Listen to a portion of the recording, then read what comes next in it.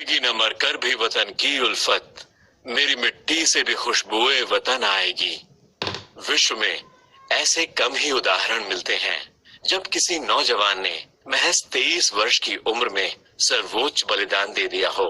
शहीद भगत सिंह एक ऐसे ही महान क्रांतिकारी थे जिनके अदम्य साहस और देश प्रेम ने लाखों लोगों को प्रेरित किया और देश की आजादी में अहम भूमिका निभाई।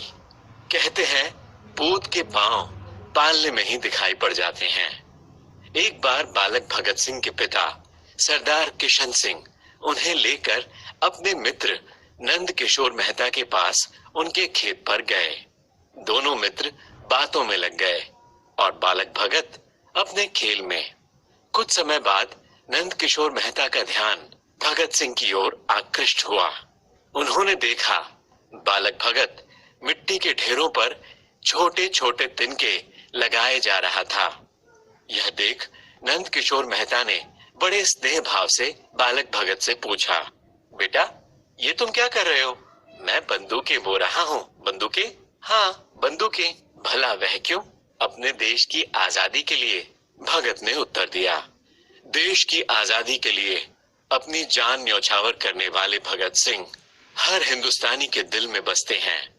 दूसरे अन्य क्रांतिकारियों के साथ मिलकर उन्होंने अंग्रेजी हुकूमत का जोरदार मुकाबला किया। उनका मानना था कि अंग्रेजों के हर अत्याचार का जवाब दुगने बल से दिया जाना चाहिए, जिससे क्रांति की भावना और प्रखर होगी। भगत सिंह का जन्म 28 सितंबर 1907 को आधुनिक पाकिस्तान के लायलपुर नामक स्थान में एक सिख परिवार में हुआ था। उनके पिता का नाम सरदार किशन सिंह और माता का नाम विद्यावती कौर था। उनके पिता के साथ साथ उनके दोनों चाचा अजीत सिंह और स्वर्ण सिंह ने भी स्वतंत्रता संग्राम में अपना योगदान दिया था, जिसका प्रभाव युवा भगत सिंह पर पड़ा। 13 अप्रैल 1919 को अमृतसर में हुए जलियांवाला बाग हत्याकांड ने युवा भगत सिंह की सोच पर गहरा प्रभाव डाला था। सन 1920 में जब महात्मा गांधी ने ब्रिटिश हुकूमत के खिलाफ असहयोग आंदोलन का आह्वान किया था, तब भगत सिंह भी इस आंदोलन में सक्रिय हुए। पर 1922 में चौरी चौरा कांड के पश्चात जब गांधी जी ने असहयोग आंदोलन वापस ले लिया, तब भगत सिंह बहुत निराश हुए। अहिंसा में उनका विश्वास कमजोर हो गया और वह इस निष्कर्ष पर पहुंचे कि सशस्त्र क्रांति ही आजादी का एकमात्र उपयोगी रास्ता है। उनका मानना था कि अंग्रेजों को बलपूर्वक ही उखाड़ा जा सकता था। 1923 में FA की परीक्षा पास कर भगत सिंह BA में दाखिल हुए। उस समय उनकी उम्र 16 वर्ष थी और परिवार ने उन पर विवाह का दबाव डाला। विवाह से बचने के लिए भगत सिंह भागकर कानपुर चले गए, जहां वे युवा क्रांतिकारी गणेश शंकर विद्यार्थी के संपर्क में आए।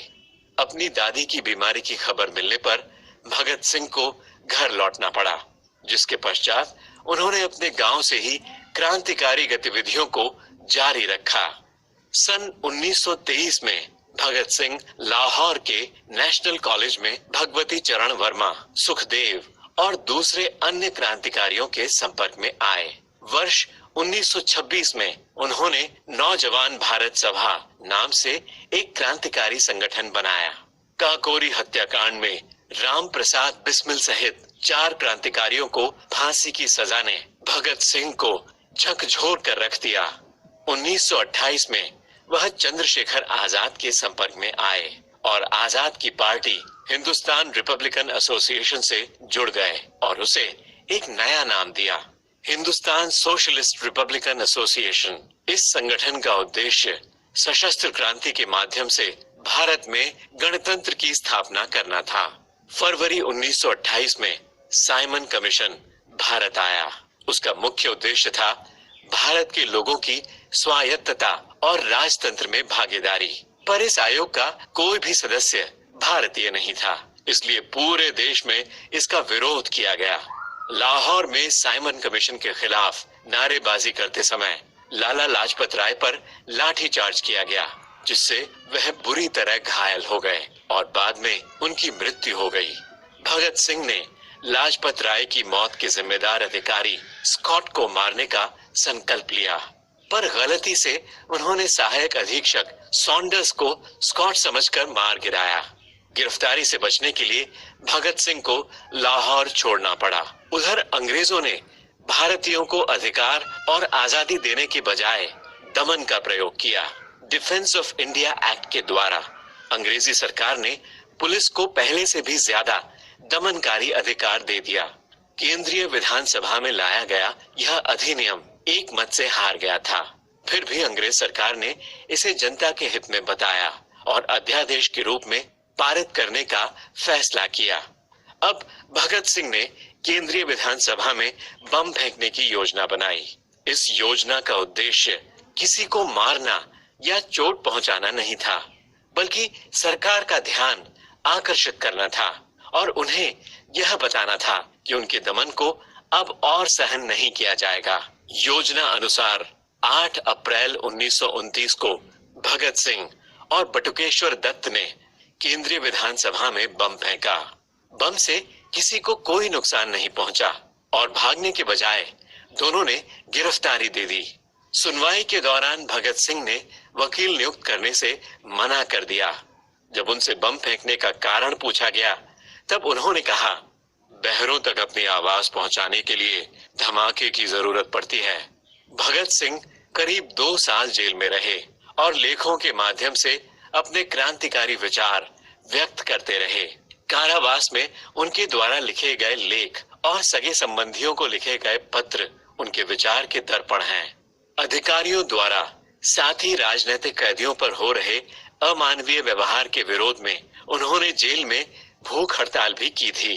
फांसी से एक दिन पहले अपने साथियों को लिखे पत्र में भगत सिंह ने कहा, मेरा नाम हिंदुस्तानी इनकलाब दल का निशान बन चुका है और इस दल के आदर्शों और बलिदानों ने मुझे बहुत ऊंचा कर दिया है।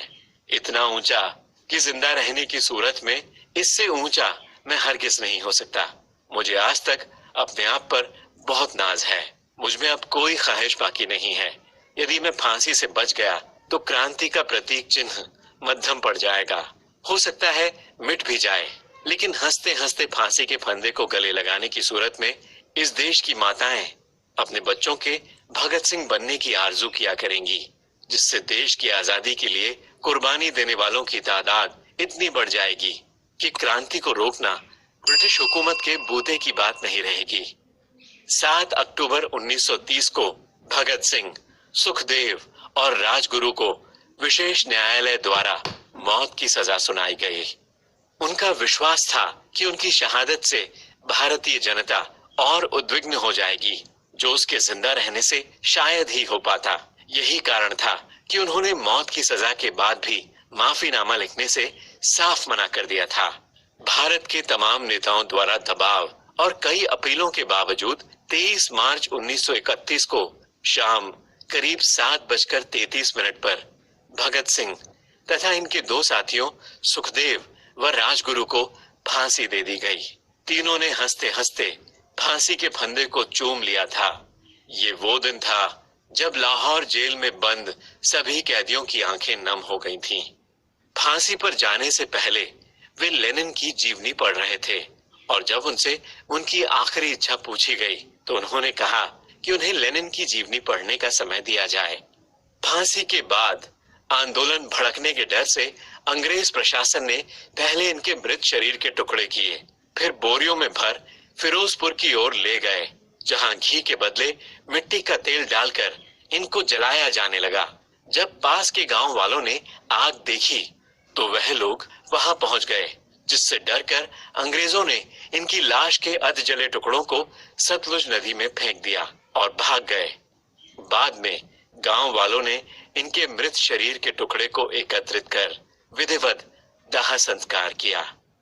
23 वर्ष की छोटी सी आयु में फांसी के तख्ते पर हंसते हंसते चढ़ने वाले भगत सिंह अपने क्रांतिकारी विचारों से हमेशा के लिए अमर हो गए।